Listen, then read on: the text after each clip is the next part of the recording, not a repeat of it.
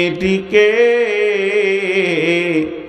পৃথিবীর বুকে একটি মেয়ে এসেছিলেন, যে মেয়েটির জীবনে কোনো পুরুষ তাকে দেখেনি, জীবনে তার গায়ে পুরুষ স্পর্শ করেনি। চিরকুমারী হয়ে দুনিয়াতে ছিলেন, আবার চিরকুমারী হয়ে বিদায় নিলেন। ওই মেয়েটি কত দামি! মেয়েটার পরিচয় হচ্ছে হযরতে ইমরান নবীর মেয়ে, তার নাম হচ্ছে মারিয়াম। ও মারিয়াম আবনাতা ইমরানা, ইমরানের বেটি মারিয়াম। মেয়েটি কত দামি! আল্লাহ কোরআনে তার নামে একটা গোটা সূরা দিলেন, সূরাটার নামই হচ্ছে সূরা মারিয়াম। আল্লাহ মেয়েটার ব্যাপারে একটা দামি কথা বলেছেন, আমি তিনবার বলবো। আল্লাতী আহসানাত ফারজাহা, আল্লাতী আহসানাত ফারজাহা, আল্লাতী আহসানাত ফারজাহা ফানাফাকনা ফীহি মির রূহিনা ওয়া সাদ্দাকাত বিকালিমাতি রাব্বিহা ওয়া কুতুবিহি ওয়া কানাত মিনাল কানিতিন। শিক্ষাতে লজ্জা নাই। এখানে যতগুলি মেয়ে যাদের বিয়ে হয়নি, ইয়ং মেয়ে আছেন, ব্যাচেলিয়ার মেয়ে, বিশেষ করে তাদের আমার যা বয়স, তারা আমার বেটির বয়সে।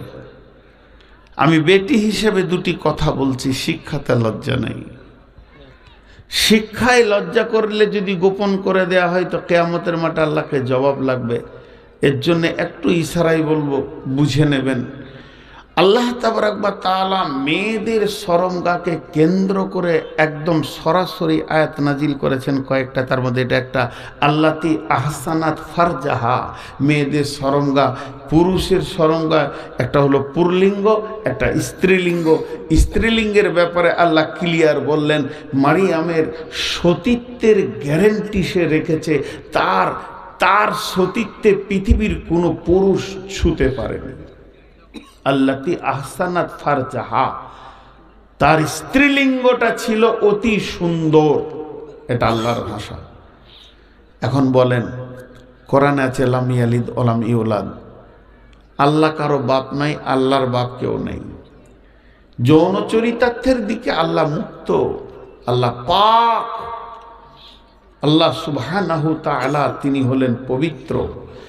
তো আল্লাহ আবার মারিয়ামের এই মানে শরমগায়ের উপরে আয়াত নাজিল করলেন। হযরতে আয়েশা রাদিয়াল্লাহু তাআলা আনহার সতীত্বের গ্যারান্টি দিতে গিয়ে 11খানা আয়াত নাজিল করলেন। কেন এই কথাটা আল্লাহ বললেন? কেন বললেন? আল্লাহ কেন বললেন? এই পর্যন্ত প্রশ্নটা থাক। একটা উদাহরণ দিই। আমি ধরেন এখানে ঢুকেছি 10টায়, বেরিয়ে যাব 12টায়। ঢুকেছি 10টায়, বেরিয়ে যাব 12টায়। 2 ঘন্টার মেহমান। এখন আপনারা আমাকে সবাই চিনেন যে এটা বর্ধমানি। যদি একবার ফোনে বলে দিই যে আমার গাড়িতে মদিনা ইউনিভার্সিটির একজন প্রফেসর আছে, তাহলে এই কমিটি খুশি হবে কি হবে না? কথা বলেন, হবে কি হবে না?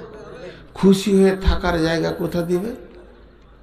গরুর গোয়ালে না ছাগলের গোয়ালে? এত দামি মানুষ এসছে, আপনারা মুখ খুলেন। প্রশ্নটা আছে, এর মধ্যে গভীর তথ্য আছে বলি তো বলছি। থাকার জায়গাটা কোথা দিবে? ভালো জায়গা না খারাপ জায়গা? আর যদি বলে একটা ডাকাত আছে আমার সঙ্গে, তো লাঠিলি দাঁড়িয়ে থাকবে মোড়ে, ওকে এখান থেকে ভাগা। ডাকাতের এই এলাকায় জায়গা আছে না নাই? আছে। তার মতো লোক আছে, মাতাল আছে, লুচ্চা আছে, তার কাছে থাকবে। এই কথাটা অনেক ভেঙে বুঝালাম, এবার শর্টে বলে দিই। লম্বা সফরে কিছুক্ষণের বিরতি, লোকটা যেমন জায়গা তেমন। কথাটা বোঝাতে পেরেছি? লম্বা সফরে কিছুক্ষণের বিরতি, জায়গা যেমন, লোকটা তেমন।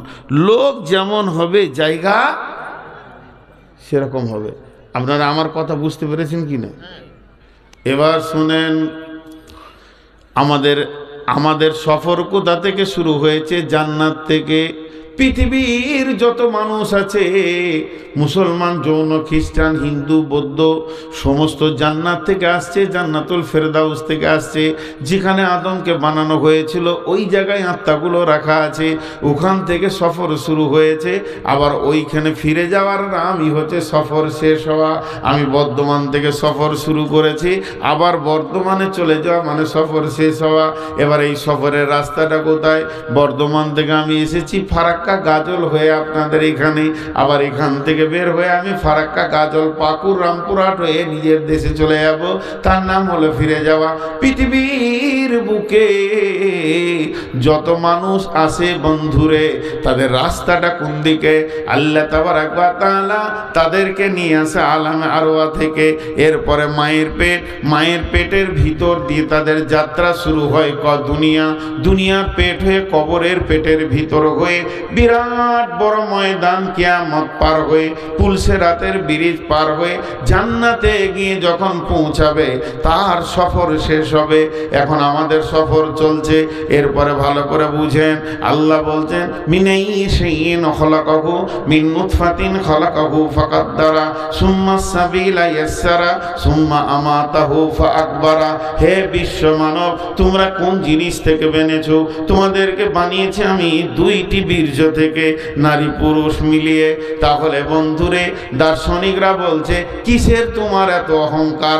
তুমি দুইবার পেচ্ছাবের রাস্তা দিয়ে বের হয়েছো, একবার বাপের পেচ্ছাবের রাস্তা দিয়ে, একবার মায়ের পেচ্ছাবের রাস্তা দিয়ে। তবে কেন এত অহংকার করো? মানুষ তুমি শুনে নাও। তাহলে আমাদের সফর হলো এই আলামে আরওয়া থেকে মায়ের পেটের ভিতর হয়ে, কবরের ভিতর হয়ে, কিয়ামতের ময়দান পার হয়ে জান্নাত পর্যন্ত। এই সফরের ভিতরে কিছুক্ষণের বিরতি মায়ের পেট, কিছুক্ষণের বিরতি মায়ের পেট, কিছুক্ষণের বিরতি মায়ের পেট। ও আমার যুবতী বেটিরা শুনে নাও, যদি তোমরা লুচ্চাকে দিয়ে, যার সঙ্গে তোমার বিয়ে হয়নি, যে তোমাকে মহারানা দেয়নি, এই রকম লুচ্চাকে দিয়ে যদি তুমি তোমার সতীত্বকে নষ্ট করে দাও, তোমার পেটে আল্লাহর ওলি জন্মাবে না, চোর ডাকাত জন্মাবে। মানুষ থাকার জায়গাটা তুমি লুচ্চা দিয়ে নষ্ট করে দিয়েছো, মানুষ থাকার জায়গাটা। তার কারণ মেয়েদের শরমগাটা কত মূল্য। ওর ভিতরে আলেম থেকেছে, ওর ভিতরে হাফেজ থেকেছে, ওর ভিতরে নবী আম্বিয়া থেকেছে, ওর ভিতরে শহীদ থেকেছে, ওর ভিতরে আপনি আমি সকলেই কিছুদিন স্থান নিয়েছি। এটা এমন একটি জায়গা, ওই জায়গাটা যদি কেউ লুচ্চাকে দিয়ে নষ্ট করে দেয়, সে কোনোদিন ভালো সন্তানের মা হবে না। তার পেটে আল্লাহ কোনোদিন নেককার ছেলে পাঠাবে না, কারণ নোংরা জায়গায় কোনোদিন ভালো মানুষ থাকবে না। কথাটা বুঝতে পেরেছেন? কথাটা আপনারা বুঝতে পেরেছেন কি না? হ্যাঁ না বলেন একবার। আমি একটা উদাহরণ দিব আমার বেটিদেরকে, এটাই হচ্ছে আজকে শ্রেষ্ঠ উদাহরণ। এই যে এখন এখানে খাওয়ার ব্যবস্থা আছে নাকি? খাওয়ালো? কিসে খেয়েছেন? থালাটা কিসের? কাগজের থালা। আগে শাল পাতা পাওয়া যেত, যাক এখন কাগজের থালা, কাগজের থালা। আর বাড়িতে একটা থালা পাওয়া যায় খুব দামি, কড়ি, চীনামাটির থালা পাওয়া যায় না? আছে না? নাই? খুব ভারী, ওজন, সুন্দর, কাজে লাগে, কাঁসা লয়, কড়ির সাদা মতো ফুলওয়ালা নকশাওয়ালা থাকে, চীনামাটি। তো চীনামাটির থালা তো মানুষ খায়, কাগজের থালা তো মানুষ খায়। দুটার কাজ এক না দুই? কথা বলে না? এতগুলো লোক চুপ করে আছে। একটাই কাজ। খাওয়ার টাইমে চীনামাটিটাকে এমনি করে কাছে টানে, ফের এমনি করে বসবে, ওর কাছে নিবে, যদি ময়লা থাকে তো দূর করবে। চীনামাটি মনে মনে খুশি হচ্ছে, ভালোবাসছে কত রে। তেমনি ওই কাগজের থালাটাকেও কাছে টানে, ময়লা দূর করে না? কিন্তু যখন খাওয়া শেষ হয়, কাগজের থালাটা কি করে? আর চীনামাটির থালাটা কি করে, ফেলে দেয়। ওকে সার্ফে দিয়ে ধুয়ে আবার গামছা দিয়ে মুছে সুন্দর করে শোকেসে তুলে দেয়, যে দুপুরের সময় পেট ভরে খেয়ে মুখে পানলে ওদিকে তাকিয়ে তাকিয়ে পাকুম পাকুম করে। থালাটা কত সুন্দর, দেখেও শান্তি পাওয়া যায়। কথা বোঝাতে পারলাম? ওরে আমার বেটির দল, আমি তোমাদের আব্বা বলছি শোনো। ওরে আমার বেটির দল, আমি তোমাদের আব্বা বলছি শোনো। 3 বার বলছি, ট্রেস দিয়ে কান করে শুনে লাও। ওরে আমার বেটির দল, আব্বার নসিহতটা শুনে লাও। করির থালাকে মানুষ খায়, ধোয়, মুছে শোকেসে রাখে, দেখেও শান্তি পায়। কিন্তু কাগজের থালা খাওয়ার আগে পর্যন্ত আদর করে, খাওয়া হলে ছুঁড়ে ফেলে দেয়। তেমনি একটা হলো প্রেমিকা আর একটা হলো স্ত্রী। করির থালা হলো স্ত্রী, কাগজের থালা হলো প্রেমিকা। যেদিন তোমাকে খেয়ে নেবে সেদিন তোমাকে ছুঁড়ে ফেলে দেবে। হাজার ধর্ণা দিলেও আর বিবি বানাবে না, বালিশের পাশে তোমাকে নেবে না, তোমাকে ছেলের মা বানাবে না। আর যেটা বিবি, তাকে ব্যবহার করবে, খাবে, আর চোখের সামনে রাখবে, বিছানার পাশে রাখবে, আনন্দ উপভোগ করবে। অতএব বেটি রে, লুচ্চাকে দিয়ে নিজেকে নষ্ট করো না, লুচ্চাদের হাত থেকে নিজেকে বাঁচাও।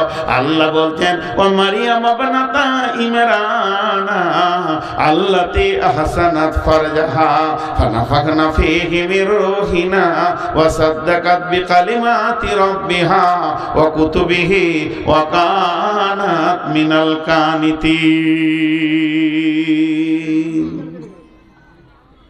কি বলছো ওরা? বাড়ি যাবে? ছেড়ে দেবো, আর একটা আয়াতে তর্জমা করেই ছেড়ে দেবো। এখন আমি একটা কথা বলি, অনেক বক্তা আছে, বাস তারা ভালো, আমি খারাপ মন্তব্য করছি না, উঠেই বলবে আমি ক্লান্ত, শ্রান্ত, অসুস্থ। আমি এটা আগে বলতে পারি না, এখন বলছি। আজকে আমি এসেছি প্রায় 400 কিলোমিটার। মোটামুটি আমি ছিলাম দেবগ্রাম থেকে আরও 40 কিলোমিটার ভিতরে, পলাশী, নদিয়া পলাশী দেবগ্রাম। আপনারা যদি গিয়েছেন তা বুঝতে পারবেন। ওখান থেকে 40 কিলোমিটার আরও ভিতরে ছিলাম, ওখান থেকে আসলাম। আর কালকে আছে বীরভূমে নলহাটির কাছে, এখন আবার যাব নলহাটি। একটা প্রোগ্রামের জন্য এত দূর এসেছি। এবার কেন এসেছি দুটো বলে দিই। কেন এসেছি, গত বছরে ডেট ইনারা আমার কাছে নিয়েছিলেন, কমিটি মিথ্যা লয়, কমিটি মুনাফেক লয়। ইনারা একটা ডেট বলেছে, আমি আর একটা ডেট লিখেছি আর কি। দিয়ে যেদিন জালসা ফোন করছে, মানে ওই ডেটটা তো আমার অন্য জায়গায় আছে। এরকম একটা গোলমাল হয়েছিল। কমিটি মুনাফেক লয়, হয় ওনাদের বলতে ভুল হয়েছে, মার্চ মাসকে ফেব্রুয়ারি বলেছে কি ফেব্রুয়ারিকে মার্চ বলেছে, আর বা আমার শুনতে ভুল হয়েছে, এই ভোলাভুলির জন্য হয়েছে। আর আমি যদি একবার জানতাম যে বদরুদ্দোজা নাদবি আছে এখানে, আমি আসতাম না, আল্লাহকে সাক্ষী রেখে বলছি। কারণ উনি একজন ভালো প্লেয়ার, যথেষ্ট খেলতে পারে। তো উনি আছেন এটা যদি জানতাম। এবার দেখছি যে গত বছর যায়নি, আবার যদি না যায় তা মনে মনে ধারণা হবে বদমাস করছে কি রে। তা যাই হোক, এখন আমি বলছি এতটা রাস্তা এসেছি, এতটা যাব। আর আমি এখন 400+, 480-90 সুগার নিয়ে বকছি। একটু করে পানি জিভে দিচ্ছি, না হলে বলতে পারছি না। ভাই আমার, আপনাদের কাছ থেকে আমি 20-25 মিনিট ছুটি চেয়ে নিচ্ছি। তবে আরেকটা আয়াতের তর্জমা না করে আমি যাব না। এই আয়াতের তর্জমাটা শুনে আজকের মতো সমাপনী দিব। আমি এসে বললাম যে আমাকে আগে দাও, ওনাকে পরে দাও, কিন্তু আগে সিদ্ধান্ত হয়ে গেছে। আর আমাকেই সবাই কষ্ট বেশি দেয়। এই জন্যে এবছর অনেকগুলি জালসা লিখতে বলছে আগের সালের জন্য, আমি লিখিনি। আল্লাহ কি করেন দেখি। ডাক্তার দেখাবো, তারপরে চিন্তা ভাবনা আগামী বছর করব। এখন আর একটা আয়াত আপনাদের সামনে বলছি। তো এতক্ষণ যা বকলাম, এতক্ষণ পর্যন্ত আপনাদের সামনে প্রায় 1.5 ঘন্টা হতে আর মাত্র 5 মিনিট বাকি আছে। যাই বকলাম তার টোটাল সার অংশটা কি দিলাম? তার টোটাল সার অংশটা হচ্ছে, কারো যদি বিবি ভালো হয় তো সে জান্নাতে যাবে, কারো বিবি যদি খারাপ হয় সে জাহান্নাম যাবে। কারো স্বামী ভালো এর জন্য বিবি জান্নাত চলে যাবে, হবে না। স্বামী খারাপ এর জন্য বিবিকে আল্লাহ জাহান্নামে দেবে না। আর যারা যুবতী মেয়ে তাদেরকে বেটি বলে দুটি আদর করে কথা বললাম, বেটি হুঁশিয়ার হয়ে যাও মা, লুচ্চার পাল্লাই তুমি পড়িও না, তোমার জিন্দেগি বরবাদ করে দেবে। এই পর্যন্ত বকেছি। তার কারণ স্বয়ং বিশ্ব নবী, যার ওপরে আর কোনো মানুষই হয় না, আল্লাহর পরে পরে যার ঠিকানা, আল্লাহর পরে পরে যার সম্মান, সে নিজের বেটিকে ডেকে বলছে, বেটি রে আমলের ওপরে রেডি হয়ে যা মা, আমার ওপরে ভরসা করতে আসিস না, আমি নবী বলে তোদের কিছু করতে কিয়ামতের মাঠে পারবো না। তাহলে স্বামী আর কে কাকে বাঁচায়? এখন ছোট্ট করে একটা আয়াত, বিসমিল্লাহির রহমানির রহিম। হুন্না লিবাসুল লাকুম ওয়া আনতুম লিবাসুল লাহুন্না, হুন্না লিবাসুল লাকুম ওয়া আনতুম লিবাসুল লাহুন্না। আরেকবার বলছি, হুন্না লিবাসুল লাকুম ওয়া আনতুম লিবাসুল লাহুন্না। আল্লাহ তাবারাক ওয়া তাআলা বলছেন, বিশ্ববাসী রে, তোমরা হলে পুরুষেরা মেয়েদের কি? মেয়েদের আবরণ, মেয়েদের পোশাক। আর মেয়েদেরকে বলছে, ও মহিলার দল, তোমরা হলে পুরুষের পোশাক, পুরুষের আবরণ। তার মানে একজন আর একজনের পোশাক। আমার শরীরে যেগুলো রয়েছে এগুলো আমার বিবি, আমার বিবির শরীরে যেগুলো আছে সেগুলো হলাম আমি। তাই আমার আল্লাহ বলছেন, হুন্না লিবাসুল লাকুম ওয়া আনতুম লিবাসুল লাহুন্না। তুমি হলে তোমার বিবির আবরণ, তোমার বিবি হলো তোমার আবরণ। অতএব আমার আল্লাহ বলে দিয়েছেন, বিশ্ববাসী রে, তুমি স্বামীর পোশাক, স্বামী তোমার পোশাক। ক্রস করে দিয়েছে, ক্রস। জি হ্যাঁ, কি বলছেন? আচ্ছা, স্বামী স্ত্রীর গল্প চলছে, আপনাদের বিরক্ত লাগেনি? আচ্ছা, সবাই বলছেন বলেন, কেউ তো বলছেন না যে ছেড়ে দেন আপনি রুগী যখন। আমাকে কেউ ভালোবাসে না গো, একজনও বললে না। বরং এক জায়গার লোক বলেছে, নাম করতে হবে, আমি পৌঁছে গেলাম, বলছে বাস আপনি এসেছেন যথেষ্ট, আলহামদুলিল্লাহ। বহুত আওয়াজ শুনেছি, অসুস্থ, আজকে আপনি বললেও সই, না বললেও সই। খুশি হলাম তাদের ওপরে, যে লোকগুলোর মানবতা আছে। এখন আমি যে আয়াতটা আপনাদের সামনে পড়েছি, এই আয়াতটা থেকে কি বুঝছেন? পুরুষ হলো মেয়েদের পোশাক, আর মেয়েরা হলো পুরুষের পোশাক। কি হলো বলো? হ্যাঁ,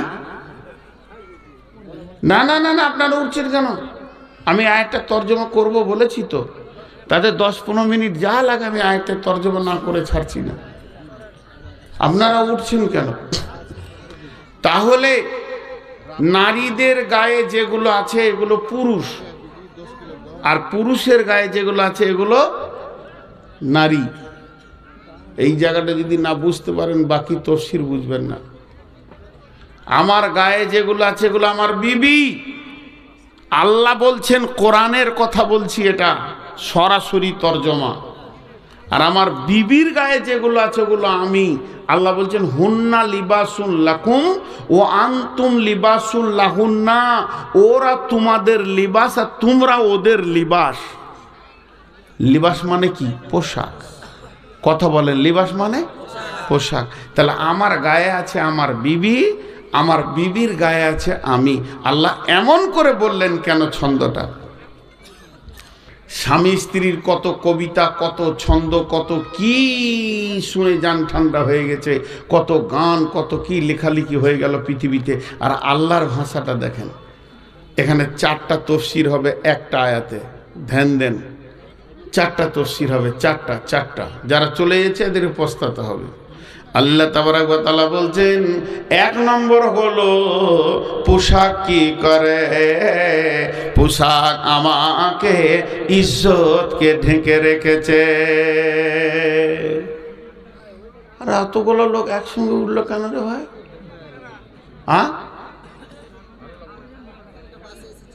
একটা বাসে এসেছে, বাস তো দেখতেই পেলাম না। আরে ভাই আপনারা রাগ করে পালাচ্ছেন নাকি? আচ্ছা যাক, 2000 করে টাকা দিয়ে দেন।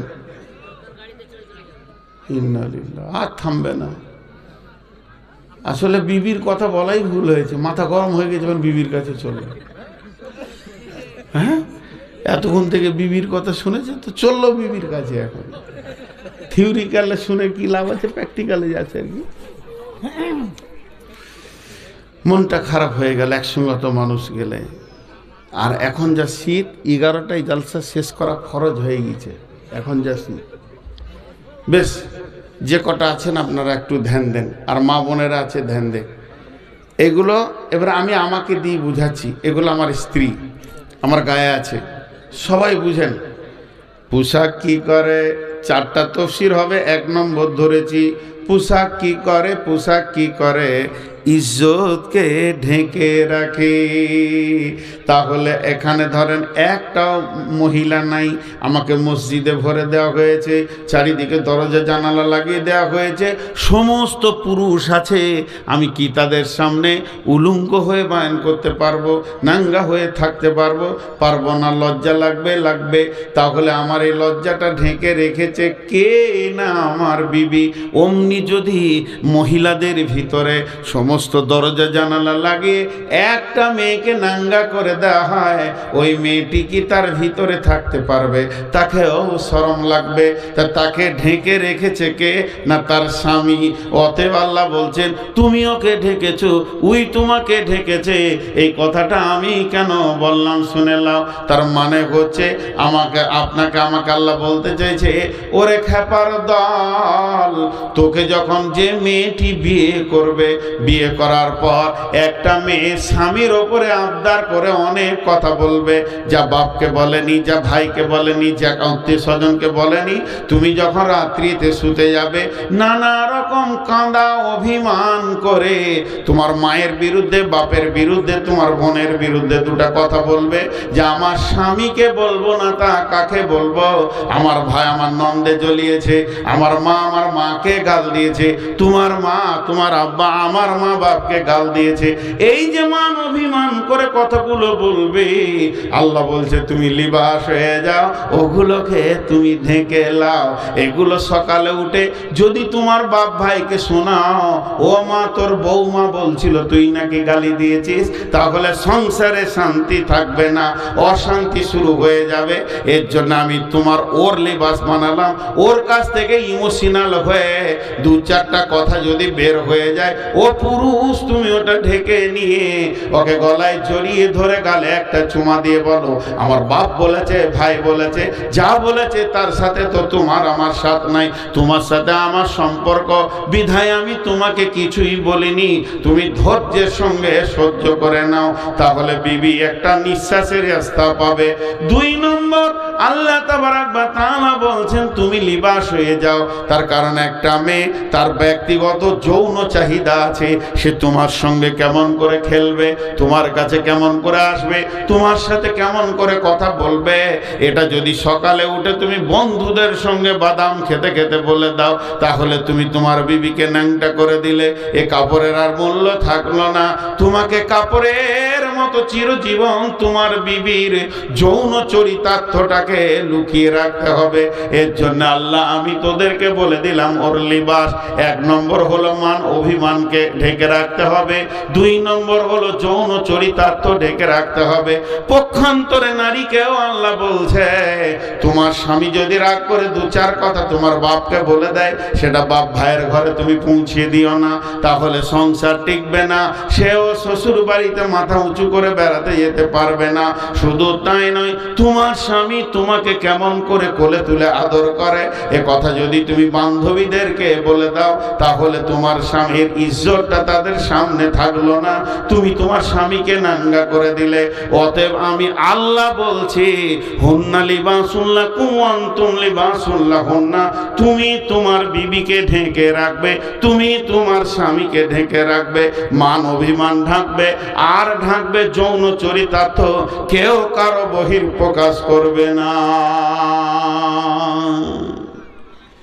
একটা হলো। নাম্বার 2, মানুষ পোশাকে যত্ন করে, মানুষ পোশাককে যত্ন করে। খাবার খেতে খেতে যদি একটু খাবার পড়ে যায় তো ঘুরে দাও না জি, একটু সাবান দেন না জি, একটু ধুয়ে লিজি, কাপড়টা ময়লা হয়ে গেলে জি সাফ করবে, করে কি করে না? মানুষ পোশাককে যত্ন করে।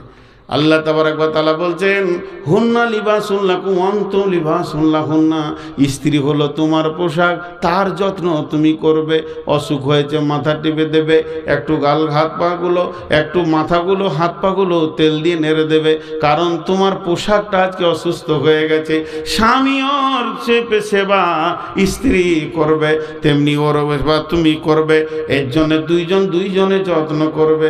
স্বামী গোসল করতে ঢুকেছে কিংবা গোসল করার জন্য গায়ে পানি ঢেলেছে, বিবি তুমি যাও, কেন তুমি দূরে থাকবে? ওর পাশে গিয়ে পিঠটাকে একটু নেড়ে দাও, ঘাড়গুলো একটু নেড়ে দাও, ময়লা এখানে হাত যাবে না। তুমি বলবে সাবানটা দাও, আমি একটু তোমাকে নেড়ে দিই। এইরকম বিবি বাথরুমে গোসল করতে ঢুকে গেছে, তুমি কেন বসে থাকবে? তুমিও যাও, গিয়ে তার পিঠটা হাতটা নেড়ে দাও, কারণ সেটা তোমার পোশাক, তাকে তুমি সেবা করবে, সে তোমার সেবা করবে। 3 নম্বর, পোশাক কি করে? পোশাক মানুষের সৌন্দর্যকে বাড়ায়। যেমন আমি যদি লুঙ্গি পরে থাকি,